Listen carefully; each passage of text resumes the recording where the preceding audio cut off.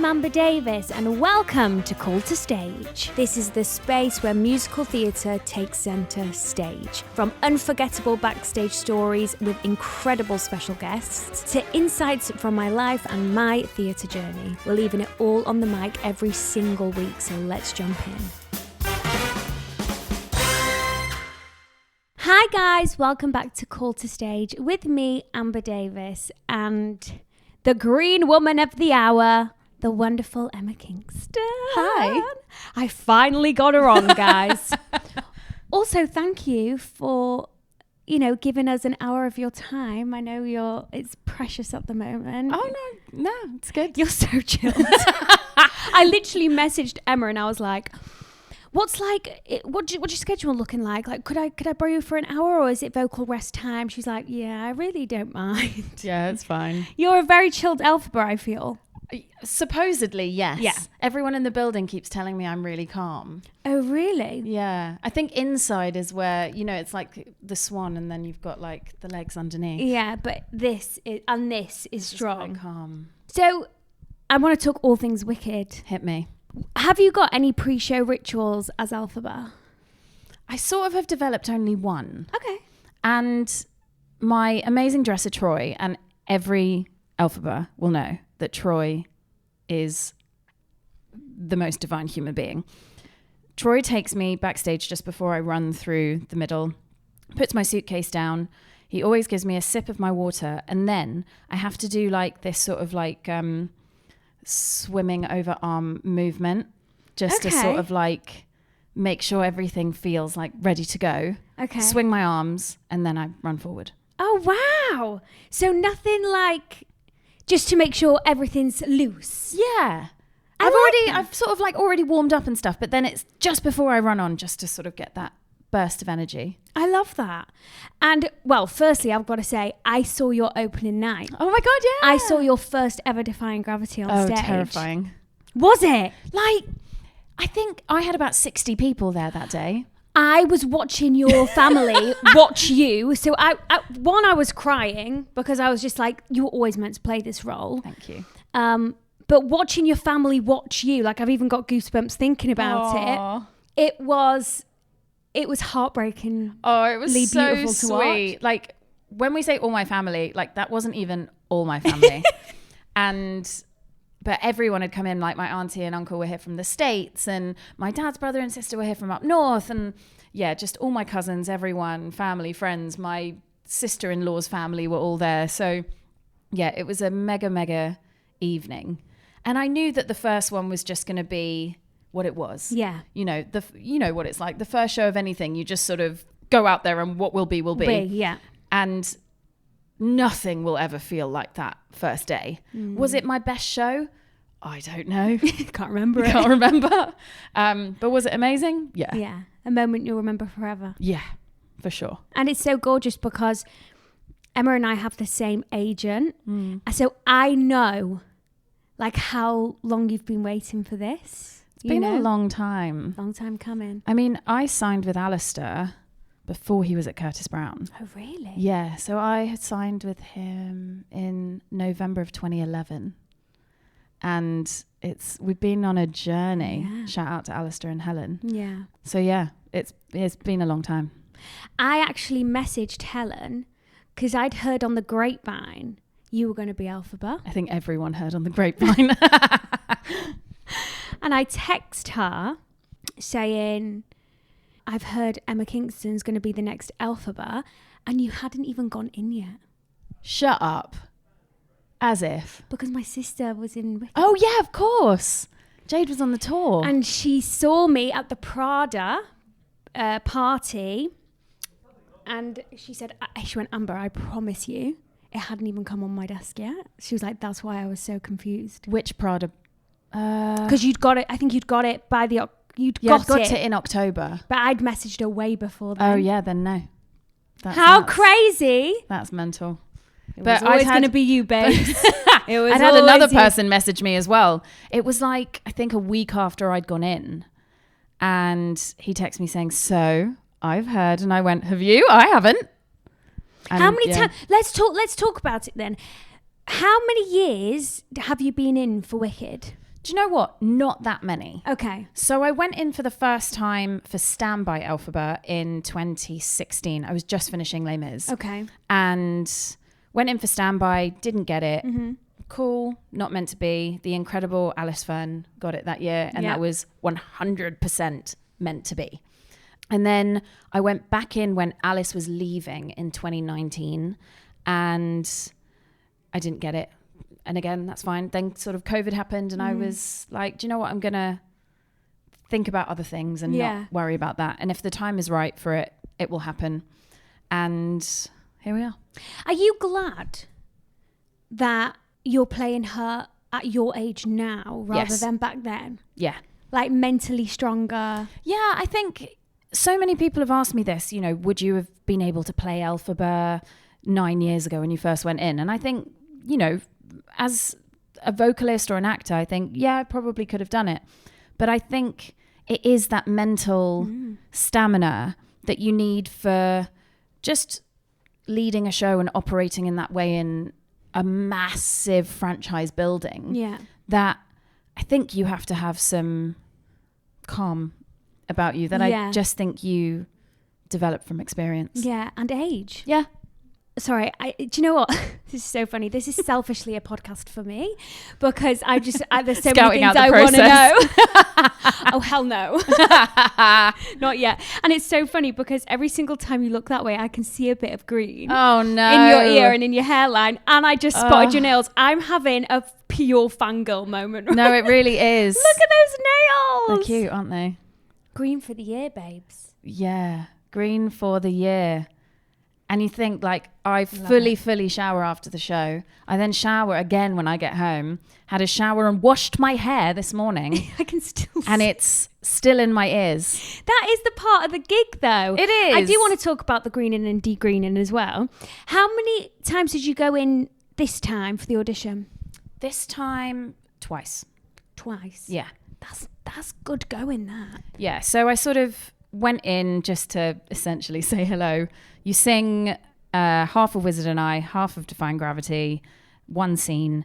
And then they said, oh, can you come back in, 2 days? We'll just do an hour's workshop and then we'll sort of send off the tapes. So did you know?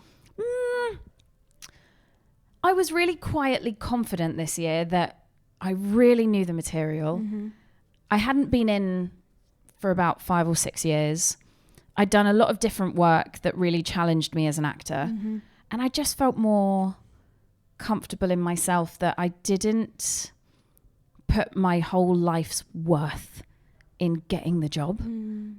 So it probably made me more relaxed in the room. Yeah, I love that. I love that so much. Also this year they've brought in an alternate. Yes, the amazing Laura Emmett. Wow. I really think we've needed this. Like I'm part of the alphabet.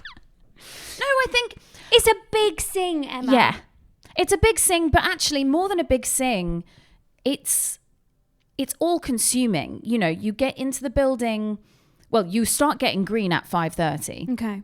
On a one show day. So I get in about 5:15 and you've got to be in all of your show underwear and all the rest of it to get green. So you still have to, get changed, get green, do your makeup, go down for warm up. And then you also don't leave the building until 20 minutes, 25 minutes after everyone else. So from the minute you get green till you leave the building, it is non-stop. And you are running around everywhere. You are, you never leave the stage. And if you do leave the stage, it's either to run somewhere to come back on or get changed. What's the longest break you've got off stage? The first bit of Dancing Through Life. Okay. So after I meet Fierro, I run off and then I run back on for a little vignette scene with Nessa during Dancing Through Life. Okay. So it's about 2.5 minutes. That's the only time in Act 1 where you can sit down. For a second. Unless you need the loo. And then... Well, have you ever been through a loo there? Yeah. You have to go under the stage though, because there's no toilet on that side of the stage. Oh, God. So you have to go underneath the stage to the other side, go to the loo, come back round, and then you're ready to go on. So it's, if you need the loo, then is your only time. Yeah. I've done one cheeky break otherwise. And it's after that. I thought to myself in that moment, no, I don't need it. And then Troy, again, amazing Troy, was like, are you sure? Because there's no other time. And I was like, yeah, no, I'm fine. So I did that scene, you know, come back on. And just before the Ozdas Ballroom party, I come off and get changed. And I went, it's got to be done. But you can't run under the stage. There's no time. So the only place to go to the loo is front of house. So Did you have a wee front of house while the audience were in there? So it's the toilets in the auditorium. And the curtains are drawn by the toilets. And little did anyone know that Elphaba was going for a cheeky loo break. I love that. Yeah. There was a little girl in the toilet as well. And I think I just ran out. And she must have been like, that's either some crazy super fan who's come fully dressed as Elphaba, or something very strange has happened. Or I just peed next to Elphaba. Yeah.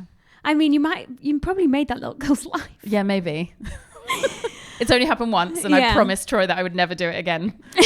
Do you think that Elphaba needs that alternate? Yes. Yeah.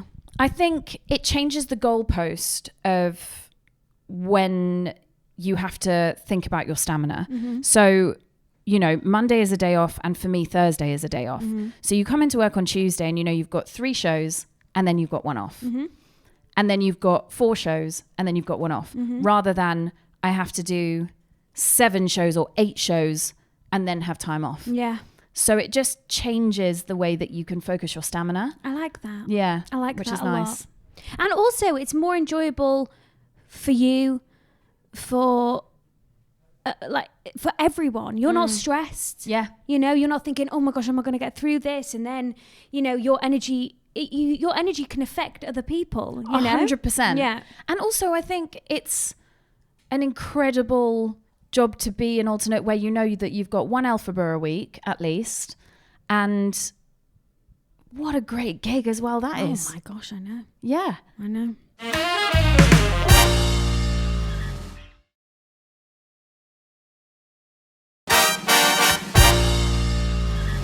Are you doing anything in particular for vocal health? I mean, I've always been very, very, very, very lucky in that my voice has always been quite healthy, but I don't really have any vices. I'm one of those really annoying people that I don't really drink.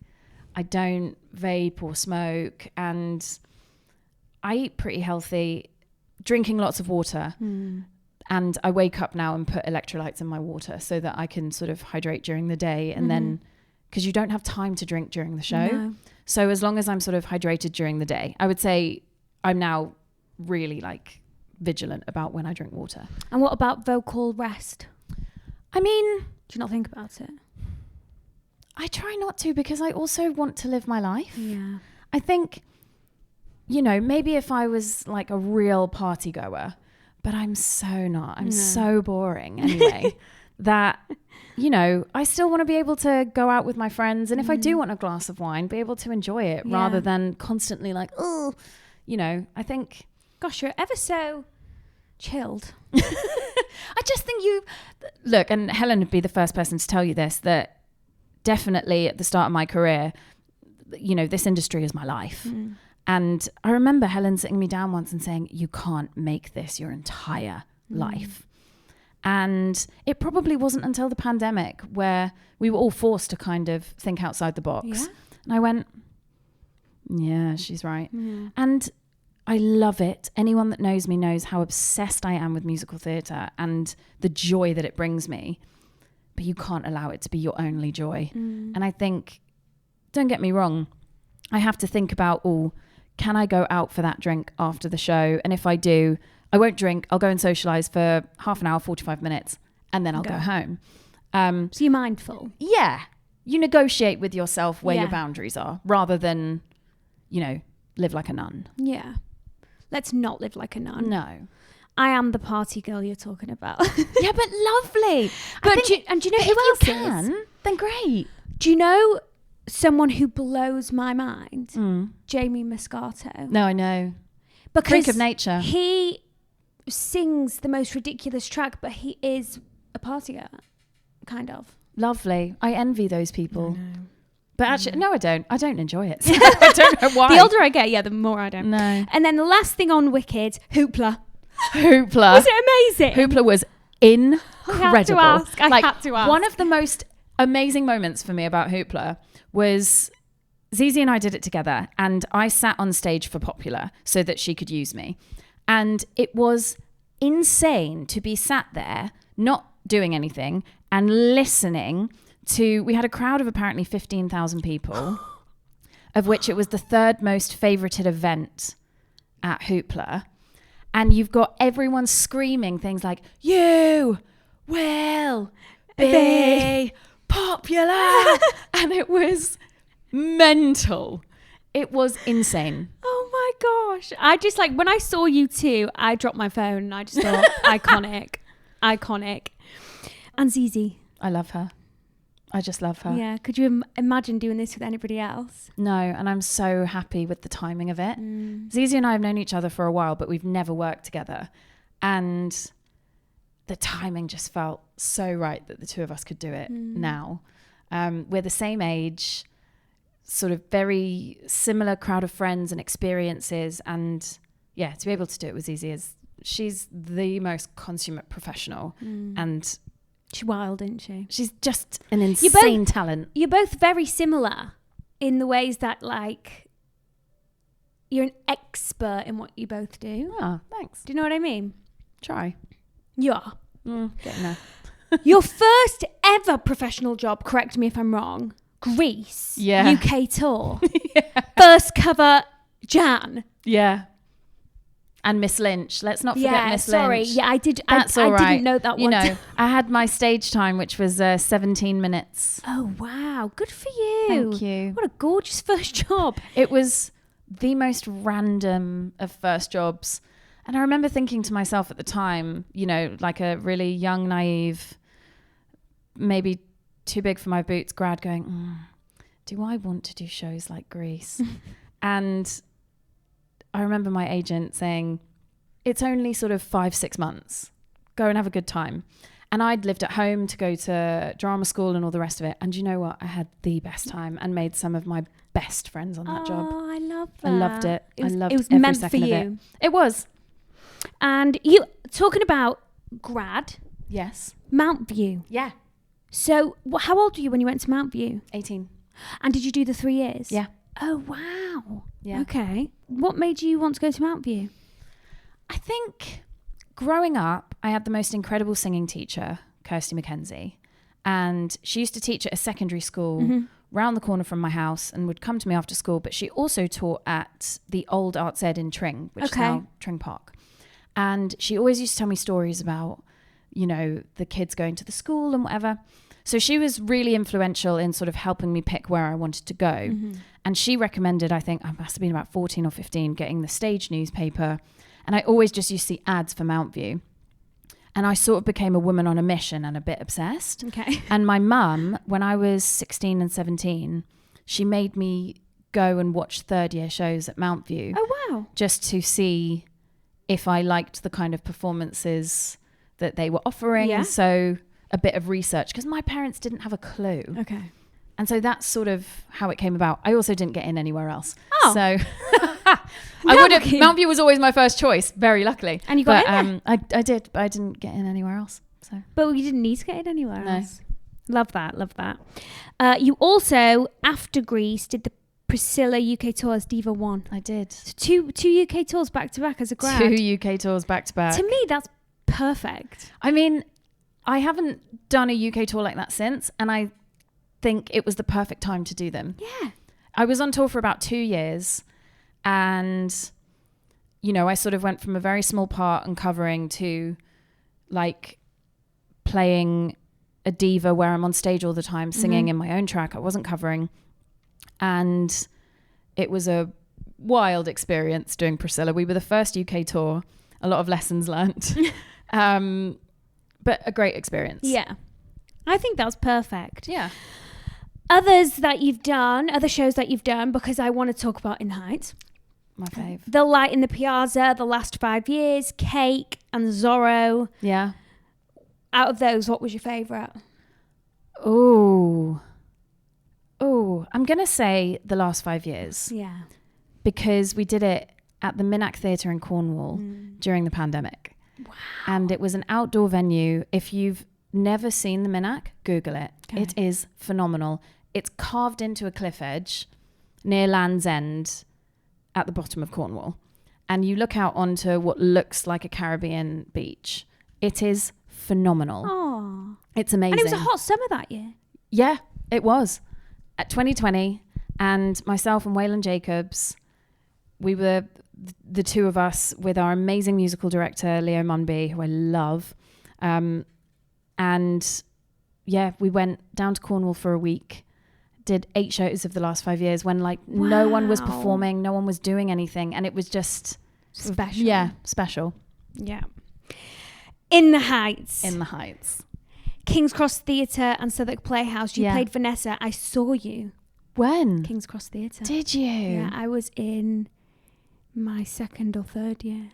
Yeah, it's when I went back. Yeah. How was that? In the Heights was truly the job that changed my life. Really? Yeah, I think it was the first job I did in London. So I got that straight after Priscilla.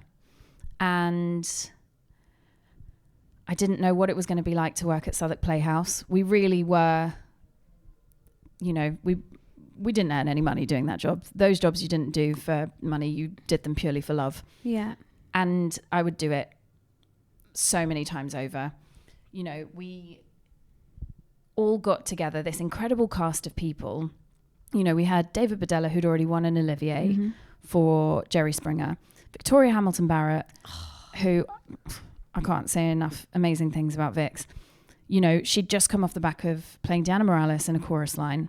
Sam Mackay, who had done countless things, be it television, theatre. We had the most insane cast of people. And you look at our creative team, Luke Shepherd, who's now, director extraordinaire between Broadway and the West End, Drew McConey, who is artistic director of Regent's Park, Tom Deering, who is our music supervisor, Phil Cornwall, our MD. It was the most insane team when you look back. But everyone was just getting started. And it just felt like one of those rooms when the first day we walked in, we just knew we had something really special. Pre-Hamilton, no one knew what we were doing. We were convinced we weren't going to sell a single ticket. Really? Yeah, we just thought, I come from a Latin background, but we don't have a big Latin community here like there is in New York. And we just thought no one's will have ever have heard of this show. No one's going to come. Our first preview sold out, and then I think we were the first show at Southwark Playhouse that literally had queues around the block for returns. It was nuts. And I would do every single bit of it again. Yeah. I loved it. I love that. Yeah. Would you say that's one of your career highlights? 100%. And then, I was lucky enough to go back to the show 2 years later. Paul Taylor Mills called me. There's a story there, and he was like, "We need a Vanessa." And I was like, why? And he said, "Get to King's Cross now." And I sort of went back into the show with 40 minutes rehearsal. It was nuts. Oh, wait. So would I have seen you as Vanessa? Did you actually do the King's Cross run? For 2 months. Yes, then I would have. Yeah. Okay. Yeah. How weird. And I had no idea it was you. Yeah. Do you know what I mean? And I was there, for the last 2 months of the first contract. And the first time Lynn saw the show was our last day. So it was amazing. Did you meet him? Yeah. I asked him for a selfie once. He said no. Really? Aww. He was really lovely after I in the played Heights. Campbell in Bring It On. He Oh, sure. There's a story there. Okay. I'll tell you off. Oh, we actually met him though after the Southwark Playhouse. What was so funny is he was in London the week after we finished at Southwark, and he said, "Oh, I'm so sorry I didn't make the show. I had loads of deadlines. I've been writing this show." And we were like, "Oh, I wonder what that is." Hamilton. Just a casual ham. Just casual. And I Just remember one the shot. cast, we all took him for a drink at Century. Standard. Yeah. I feel like 2014. that's crazy. Yeah. So when did you go back to King's Cross? 2016. Yeah. the summer of 2016. So that means it was my 3rd year. Yeah. Ensemble, first cover, Eponine, Les Mis. Yeah. Did you do that with Jade? Yeah. Yeah, so we would have been in Century together. Yes. I did my first year with Jade when I was second cover Eponine. Yes. And then my second year, they bumped me up to first. Yeah. Oh, so you went to second to first. Jade basically used to take me out with the cast of Les I remember. Mis because I was like so cool like that. And like, you know, in college, and I was like, yeah, I'm just off out with the You were Les probably Mis still cooler than me, the person who like did not want to go out anywhere. And I remember it taking me in a tuk-tuk with someone. Oh, random. Yeah. It might have been Eva. Eva joined like Jade's first year, and then I joined Jade's second year. Because Eva was doing Saigon when I was doing Les Mis. Okay. There like, if you think of that cast. It was incredible. Carrie, you, Rob. Yeah. Houchin, Carrie Hope Fletcher, that's who I'm referring to. That's mental. Yeah, it was a great cast of people. I actually loved my 2 years on Les Mis. Did you? Yeah, I really, really, really did. And again, some just amazing friends I made on that job. Rob, Celinda, my best friend Jessamy, who's been on Hollyoaks now for a while. Yeah. I love her. Yeah. She's so beautiful. She's so beautiful. I feel like that was all, you were always going to tick that off. Would you ever go back to Les Mis? Never say never. Like that. Fiddler on the Roof, Chichester Festival. Another really special job. I'm very lucky, actually. And I would like to think I'm, you know, careful about the way I carve my career, but actually I really do think the jobs have found me. Fiddler, Daniel Evans, his first season at Chichester, Fiddler on the Roof. I mean, Fiddler on the Roof is one of those shows that I had to tick off. Yeah. I was like, you know, when you grow up in a Jewish household, it's basically the Bible. And I love that. Yeah. And I remember going into my audition and just being like, I love Fiddler on the Roof so much. I have to do this show. Aww. And that again was just a really, really, really special show for so many reasons. And Daniel did such an incredible job of it. Him, Alistair David, and Tom Brady, just amazing. Yeah, it was really special. That was always meant for you. Yeah. And Chichester Festival, for anyone listening, would you recommend that they absolutely work there? It's one of my favourite theatres that I've ever worked, performed. Everyone in that building loves their job. Yeah, I've heard that. Yeah. It's happy place. It's a really happy place. Just the town is beautiful. The stage, you will never work on another theatrical stage where you feel so... It's a thrust stage. So you're like within the audience and you feel like you can't hide, but it's a big auditorium. And it's amazing. Like for working on your craft, it's I love really that. cool. For working on your craft. Chichester Festival. Definitely. International tour. Eva Perón, Evita. Yeah. That's big. It was. Like, I'm just thinking, you're not in your own bed. No. Flights. Yeah. It's a lot. Aircon. Yeah. Tell me. I think Eva Perón was almost my gateway to Elphaba, because I thought if I can do Eva Perón, I can do anything. Massive. It is a massive, massive role. And the crazy thing for me was Fiddler and Evita, I was offered in the same weekend. Oh.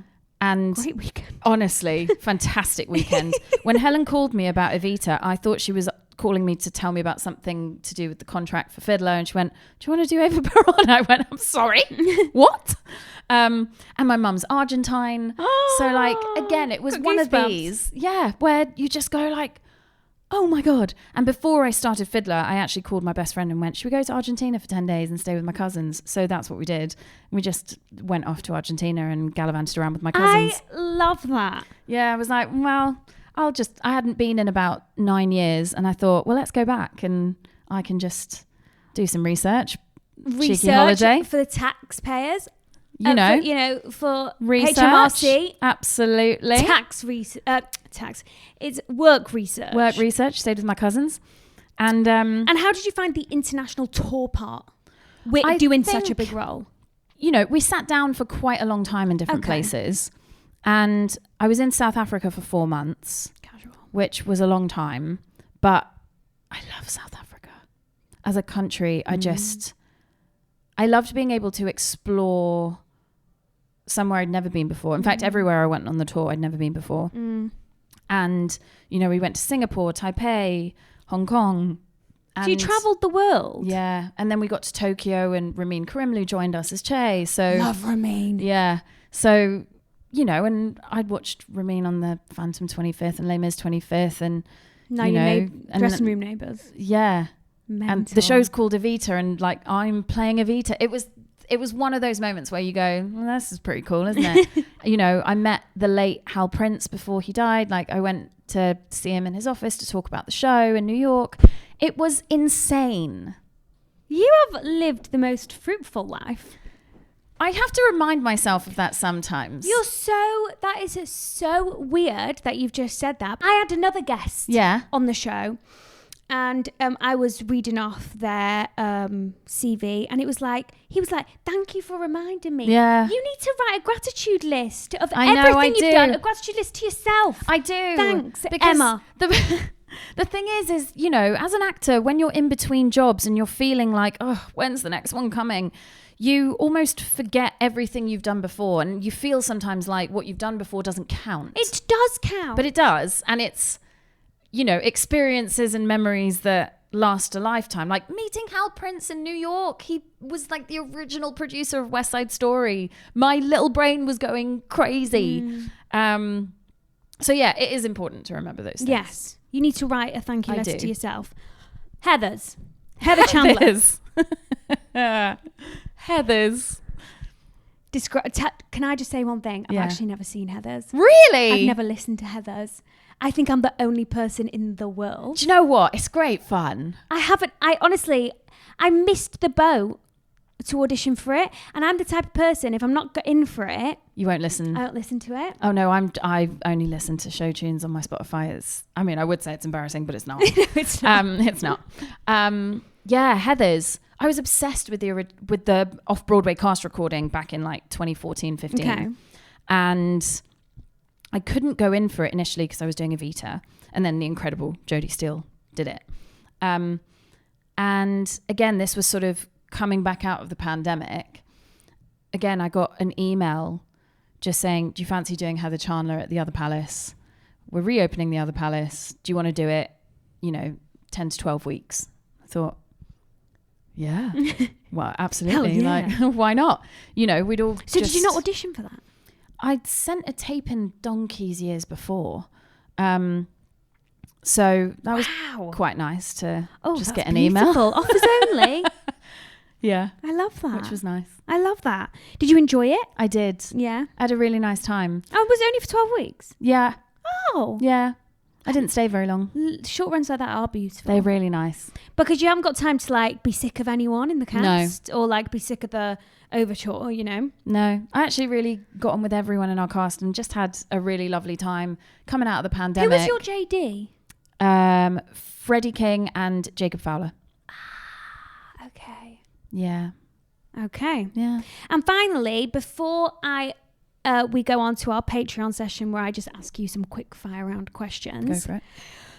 Julian Carousel at Kilworth House. I saw you in that. Oh my God, yes you did. Yeah. I remember. Yeah, I did. Yes. And it was amazing. Thank you. Like the choreography, your Nick's choreography, vocals, the theatre in general, it was giving a tad open air theatre. Is it an open air? Yeah, it is. It is. Kilworth House is open air, but it has a gazebo. Yes. So although they say you can't be rained off, I can tell you now, you can. We had a hilarious show at Kilworth where the rain was horrific.